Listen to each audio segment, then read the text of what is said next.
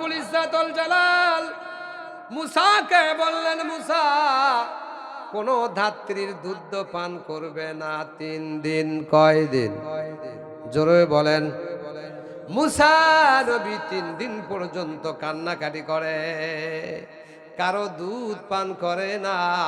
চোখটা ডেবে ডেবে গেল, চেহারাটা ফ্যাকাশে হয়ে গেল। ওইদিকে মুসার বোন মাকে খবর দেয়, মা গো আমি দেখলাম যার ভয়ে তুমি সিন্ধুকে ভরে নদীতে দরিয়াতে ফেলে দিলে গো মা, ওই সিন্ধুকটা ওই প্রাসাদের কাছে গিয়ে থেমে গেল, আর আমার ভাইকে ফেরাউনের রাজ দরবারে নিয়ে চলে যায়। আল্লাহু আকবার। মা বড় অক্লান্ত হয়ে গেলেন, মা বড় দুশ্চিন্তায় ভুগলেন। কিন্তু আমার আল্লাহ বলেছে কোনো চিন্তা নাই, কোনো টেনশন নাই, এই সন্তানকে তোমার হাতে ফেরত দেব। সুবহানাল্লাহ। আমার কলিজার টুকরা মুসলমান ভাইরা, এবার ওই সন্তানকে রাজ দরবারে ঢোল পিটিয়ে দেওয়া হলো। এমন দাসী কি কোনো আছো? আমার রাজ্যে একটা পুত্র সন্তান আছে, এই সন্তানকে দুধ পান করার জন্য 24টা মাস লালন পালন করার জন্য দায়িত্ব দেওয়া হবে। কেউ কি আছো গো এই সন্তানকে দুধ পান করায়া নীরব করতে পারো? আল্লাহু আকবার। এবার মুসার বোন ওই ঘটনাগুলি দেখতেছে, বলল আপনারা যদি আমাকে অভয় দেন তাহলে আমি এমন একটি ধাত্রীর কথা বলে দেব, এমন একটি মায়ের কথা বলে দেব, আমার বিশ্বাস, আমার মনে হয় এই ভালো সন্তানটা ওই ধাত্রী পেলে ক্রন্দন বন্ধ হয়ে যাবে, ওই ধাত্রী পেলে আমার বিশ্বাস সন্তান দুধ পান করবে। আলোচনা শেষ করব। আবার ভাইরাম, এবার মুসার মাকে খবর দেওয়া হলো। আল্লাহু আকবার। মুসার মা ফেরাউনের প্রাসাদে আসলেন। আল্লাহু আকবার। আল্লাহ বলেন, কুলিল্লাহুম্মা মালিকাল মুলকি তুতিল মুলকা মান তাশা ওয়া তানজিউল মুলকা মিম্মান তাশা ওয়া তুইজ্জু মান তাশাউ বিয়াদিকাল খায়র ইন্নাকা আলা কুল্লি শাইইন কাদির।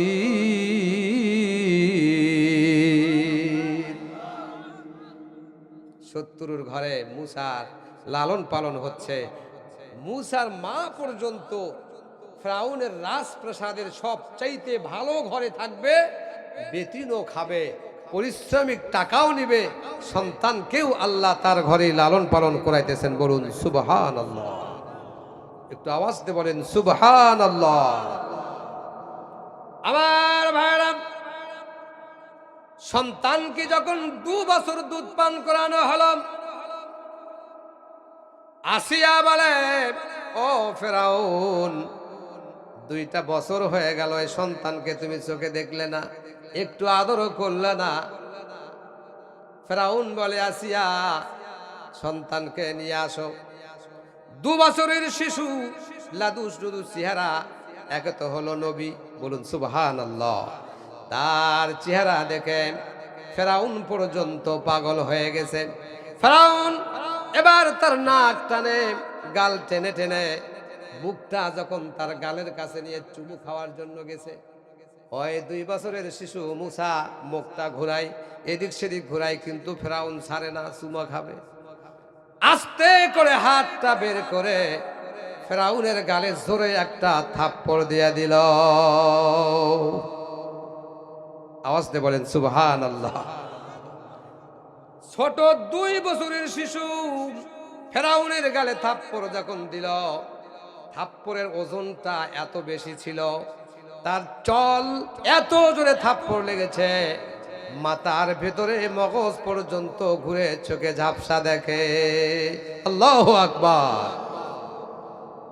আসিয়াকে ডেকে বলে, ও আসিয়া, শত্রু বুঝি ঘরের ভিতরে, একে জীবিত রাখা যাবে না, একে মেরে ফেলতে হবে। আসিয়া একটু তেল তেলে পাম দিল। ও স্বামী কি হয়েছে?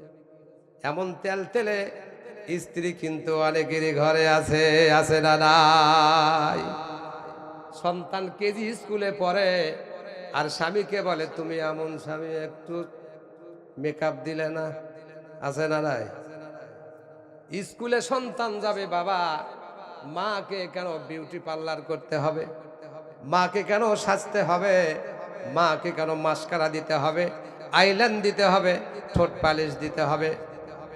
বলেন তো ভেতরে সমস্যা আছে না নাই? আছে না নাই? আমি সেদিকে যাই না।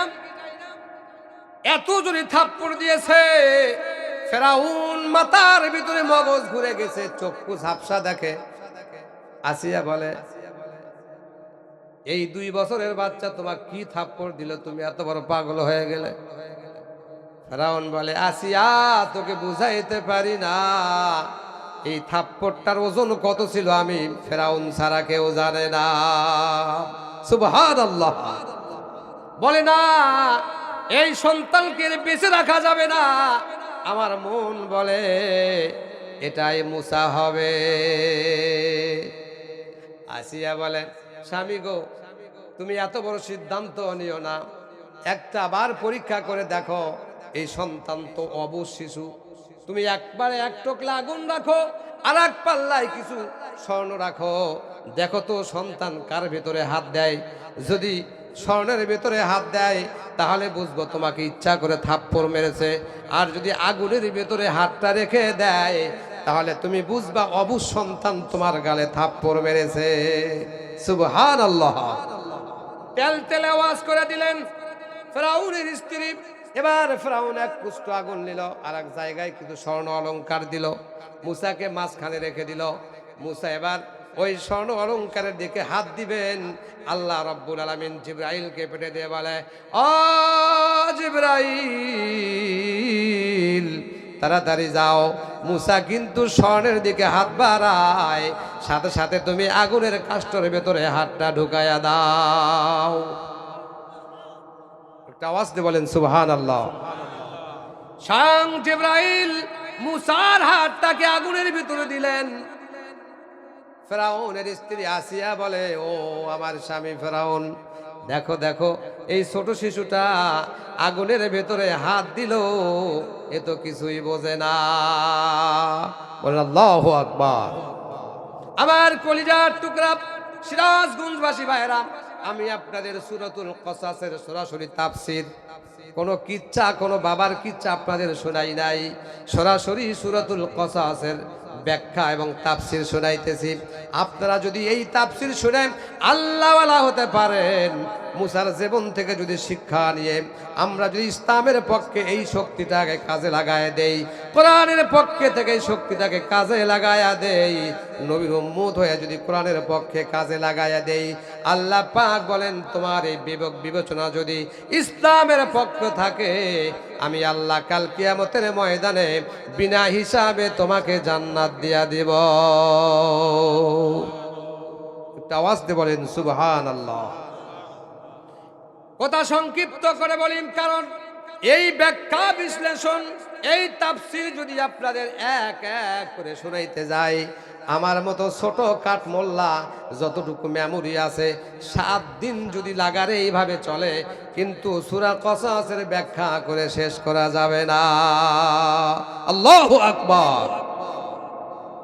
আমার মুসলমান ভাইরা, এমনি করে 2 বছর থেকে যখন তার বয়স 10 হয়ে গেল, কত আওয়াজ দিয়ে বলেন, 10 বছর যখন হলো, 10 বছর যখন হলো, তখন ফেরাউন রাজ দরবারে ঢেল পিটে দিলেন, বললেন আনা রব্বুকুমুল আলা। আওয়াজ দিয়ে বলেন নাউযু বিল্লাহ। মুসার বয়স তখন 10 বছর। বললেন আনা রব্বুকুমুল আলা, আমি তোমাদের বড় খোদা। একটু আওয়াজ দিয়ে পড়েন নাউযু বিল্লাহ। সাথে সাথে উজির হামান বলেন ও ফেরাউন, তুমি তো খোদা হয়ে গেলে, আমি হলাম মন্ত্রী। খোদার আবার মন্ত্রী।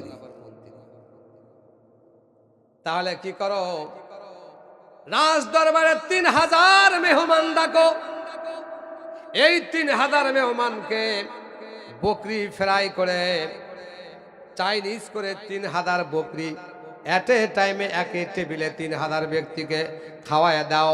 কারণ আজ থেকে ফেরাউন হলো আনা রব্বুকুমুল আলা। আওয়াজ দিয়ে বলেন নাউজুবিল্লাহ। বকরি ফ্রাই করলেন, জব করে চাম ছিলে নিয়ে পুরা বকরির ভিতর থেকে ভুঁড়ি বের করে নিয়ে চাইনিজ করলেন 3000 বকরি। কত হাজার বকরি? এই 3000 বকরি ভাজলেন, কাবাব বানালেন। কাবাব বানানোর পরে 3000 মেহমানকে এট এ টাইমে খাবার দিলেন। খাবার দেওয়ার পরে ফেরাউনও তিনি ওই জায়গায় খাইতে বসেছে। আল্লাহ বকরি খাবে। আল্লাহ কি খাবে? আনা রব্বুকুমুল আলা। বড় খোদা এবার ভাজা বকরি খায়। শেষ করবো নাকি? আবার ভাইরা গভীর মনোযোগ দিতে হবে। ফেরাউন এবার তার সন্তান, লালিত সন্তান মুসাকে বলল, ও মুসা আসো, এই বকরিটা তুমি খাওয়া শুরু করো। মুসা পয়গম্বর, 10 বছর বয়স। বকরির কানের ভিতরে শাহাদত আঙ্গুলি দিয়ে এমন ভাবে টান দিলেন, ছিঁড়ে খাওয়া লাগবে তো, কি বলেন?